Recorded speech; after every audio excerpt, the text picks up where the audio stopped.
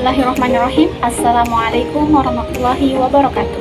Perkenalkan, nama saya Siti Nur Asia, NIM 2120238862081125 dari kelas PAI 2D, jurusan Pendidikan Agama Islam, Fakultas Tarbiyah, Institut Agama Islam, Negeri Parepare. Pada kesempatan kali ini, saya akan mempresentasikan mengenai materi pengembangan silabus dan rencana pelaksanaan pembelajaran. Video ini dibuat untuk memenuhi tugas mata kuliah perencanaan pembelajaran dengan dosen pengampu mata kuliah perencanaan pembelajaran, Bapak Dr. Usman SAG MAG. Apa sih itu silabus? Silabus adalah rencana pembelajaran pada suatu dan atau kelompok mata pelajaran atau tema tertentu yang mencakup standar kompetensi dasar, materi pokok atau pembelajaran, kegiatan pembelajaran, indikator pencapaian kompetensi untuk penilaian, alokasi waktu, dan sumber belajar menurut Kunandar 2011. Langkah-langkah pengembangan silabus menurut Trianto 2010. Yang pertama, mengkaji standar kompetensi dan kompetensi dasar, mengkaji SK dan KD mata pelajaran sebagaimana tercantum pada standar isi. Yang kedua, mengidentifikasi materi pokok atau pembelajaran, mengidentifikasi materi pokok atau pembelajaran yang menunjang pencapaian KD. Yang ketiga, mengembangkan kegiatan pembelajaran.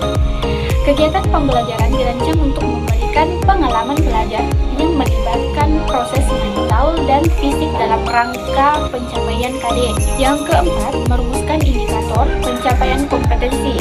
Indikator merupakan penanda pencapaian KD. Indikator digunakan sebagai dasar untuk menyusun alat penilaian. Yang kelima, menentukan jenis penilaian. Penilaian pencapaian kompetensi dasar siswa dilakukan berdasarkan indikator. Penilaian dilakukan dengan menggunakan tes dalam bentuk tertulis. Yang keenam, menentukan alokasi waktu. Penentuan alokasi waktu pada setiap KD didasarkan pada jumlah minggu efektif dan alokasi waktu mata pelajaran per minggu. Alokasi waktu merupakan perkiraan waktu rata-rata untuk menguasai KD yang dibutuhkan oleh siswa yang beragam. Selanjutnya, menentukan sumber belajar. Penentuan sumber belajar didasarkan pada SK dan KD serta materi pokok atau pembelajaran, kegiatan pembelajaran, dan indikator pencapaian kompetensi. Manfaat silabus. Silabus bermanfaat sebagai pedoman pengembangan perangkat pembelajaran lebih lanjut, mulai dari perencanaan, pengelolaan kegiatan pembelajaran, dan pengembangan penilaian. Silabus bermanfaat sebagai pedoman dalam pengembangan pembelajaran lebih lanjut, seperti pembuatan rencana pembelajaran, pengelolaan kegiatan pembelajaran, dan pengembangan sistem penilaian. Silabus merupakan sumber pokok dalam penyusunan rencana pembelajaran. Kait rencana pembelajaran untuk satu standar kompetensi maupun satu kompetensi dasar. Silabus juga bermanfaat sebagai pedoman untuk merencanakan pengelolaan kegiatan pembelajaran, misalnya kegiatan belajar secara klasikal, kelompok kecil, atau pembelajaran secara individual. Demikian pula, silabus sangat bermanfaat untuk mengembangkan sistem penilaian. Adapun isi silabus, yang pertama, identitas mata pelajaran. Yang kedua, identitas sekolah meliputi nama satuan pendidikan dan kelas. Yang ketiga, kompetensi inti. Keempat, kompetensi dasar. Kelima, tema, khusus SD, MI, SDLB, paket A, dan lain-lain. Yang kelima, materi pokok, memuat fakta, konsep, prinsip, dan prosedur yang relevan dan ditulis dalam bentuk butir-butir sesuai dengan rumusan indikator pencapaian kompetensi. Kemudian yang kelima, pembelajaran, yaitu kegiatan yang dilakukan oleh pendidik dan peserta didik untuk mencapai kompetensi yang diharapkan. Yang ketujuh, penilaian. Penilaian merupakan proses pengumpulan dan pengelolaan informasi untuk menentukan pencapaian hasil belajar. Kemudian, alokasi waktu. Kedelapan, sumber belajar dapat berupa buku, media cetak dan elektronik, alam sekitar atau sumber belajar lain yang relevan. Prinsip pengembangan silabus ilmiah. Keseluruhan materi dan kegiatan yang menjadi muatan dalam silabus harus benar dan dapat dipertanggungjawabkan secara keilmuan, relevan, cakupan, kedalaman, tingkat kesukaran, dan urutan penyajian materi dalam silabus sesuai dengan tingkatan perkembangan fisik, intelektual, sosial, emosional, dan spiritual peserta didik. Yang pertama, sistematis. Komponen-komponen silabus saling berhubungan secara fungsional dalam mencapai kompetensi. Konsistensi. Adanya hubungan yang konsistensi antara kompetensi dasar, indikator, materi pokok, pengalaman belajar, sumber belajar, dan sistem penilaian. Yang ketiga, kecukupan. Cakupan indikator, materi pokok, pengalaman belajar, sumber belajar, dan sistem penilaian cukup untuk menunjang pencapaian kompetensi dasar. Yang keempat, aktual dan konseptual. Cakupan indikator, materi pokok, pengalaman belajar, sumber belajar, dan sistem penilaian memperhatikan perkembangan ilmu, teknologi, dan seni mutakhir dalam kehidupan nyata dan peristiwa yang terjadi. Selanjutnya, fleksibel. Keseluruhan komponen silabus dapat mengakomodasi keragaman peserta didik, pendidik, serta dinamika perubahan yang terjadi di sekolah dan tuntunan masyarakat.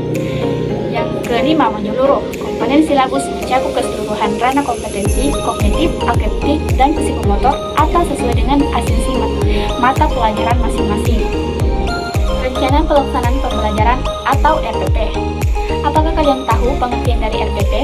Jadi, RPP adalah rencana yang menggambarkan prosedur dan pengorganisasian pembelajaran untuk mencapai satu kompetensi dasar yang ditetapkan dalam standar isi dan dijabarkan dalam silabus menurut Unanda 2011.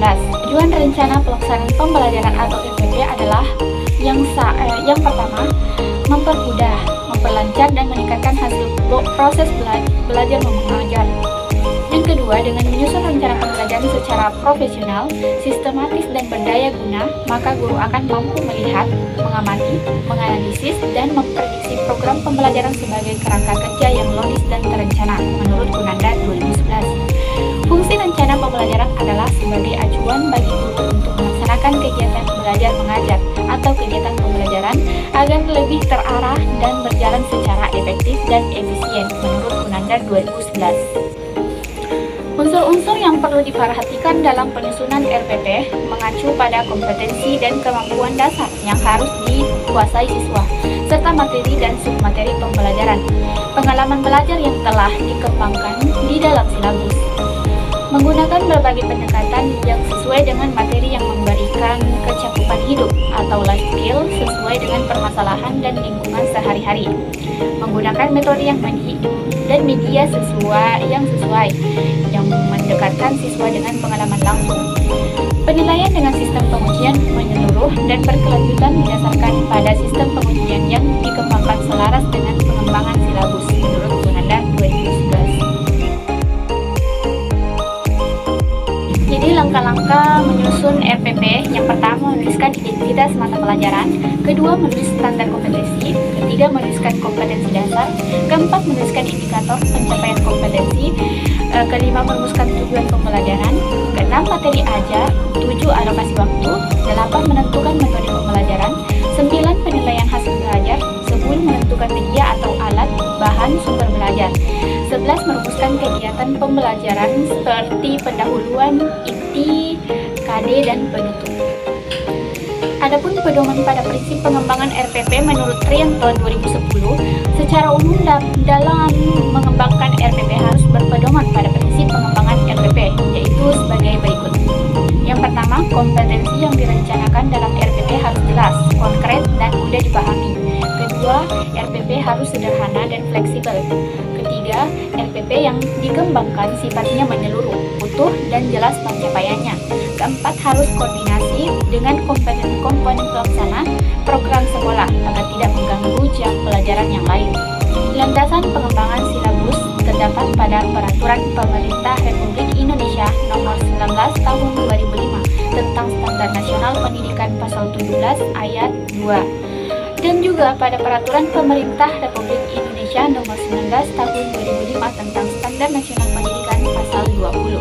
Adapun perbedaan silabus dan RPP, yaitu kalau silabus perencanaan dalam sistem semester, kedua langkah-langkah kegiatan belum rinci, kemudian tidak ada langkah-langkah pembelajaran. Jika RPP, perencanaan dalam 1 KD, bab atau 1 kali pertemuan. Kedua, langkah-langkah kegiatan dirinci dalam kegiatan awal, kegiatan inti, dan kegiatan penutup. Kemudian terdapat langkah-langkah pembelajaran. Prinsip pengembangan silabus yaitu ilmiah, relevan, sistematis, konsisten, memadai, aktual dan kontekstual, fleksibel, dan menyeluruh. Itulah tadi pembahasan tentang materi pengembangan silabus dan rencana pelaksanaan pembelajaran atau RPP. Kurang lebih mohon dimaafkan. Akhir kata dari saya, wassalamualaikum warahmatullahi wabarakatuh.